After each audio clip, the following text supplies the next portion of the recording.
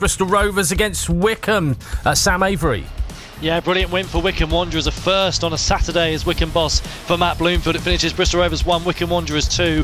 Wycombe led 1-0 at half-time through Joe Lowe's first half header. They added a second in the 74th minute. Gareth McCleary, the substitute, played through by Brandon Hanlon, finishing well, lifting the ball over goalkeeper Cox and into the back of the net. It was a nervy ending for Wycombe when Harvey Vale pulled one back 6 minutes from time, but they stayed resolute to earn the 3 points. A superb defensive block right at the end from Joe Lowe, who threw his body in front of an effort from Anthony Evans to preserve the 3 points for Wycombe Wanderers. And after that disappointing start to the season, it's now 7 points in 3 games. Bristol Rovers 1, Wycombe 2. Matt Bloomfield wins a game of football as Wycombe manager on a Saturday.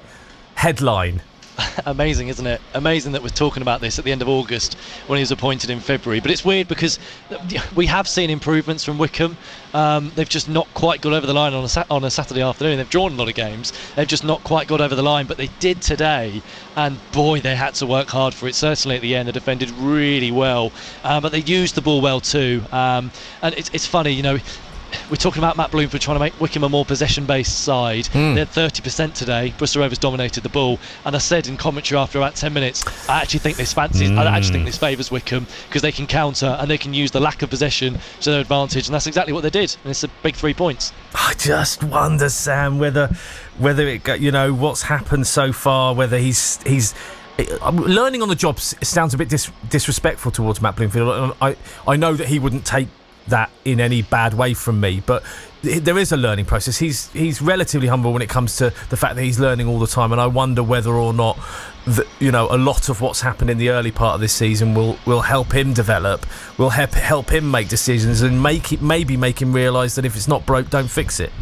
Yeah, I think so, and I think it's fair to make that comment. I mean, every manager's always learning. Even the top managers in the Premier League will tell you that they're always learning, and they're always, taking advice, and conversations with other managers will help, etc.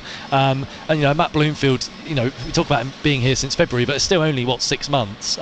He's still going to be learning. He's made a lot of signings in the summer, and it will take time to find a way, find a style, find a way tactically where you can get the best out of your current set of players. And he's tinkered with formation slightly, going from 5-2-3 to 5-3-2. He seems to be stuck with playing 5 at the back, but that attacking 5 seems to swap and change around. I think they found a way to make that work this afternoon. They went back to 5-2-3, and I like that front 3 this afternoon of Phillips, Taylor and Vokes it was. Although mentioning Taylor, and it's worth mentioning this as well, he was stretchered off in the second half and it didn't look good. Tapazoli was also helped off the pitch, injured. He was forced off too. So they both joined Grimmer, who was forced off last week. So the injuries are mounting up.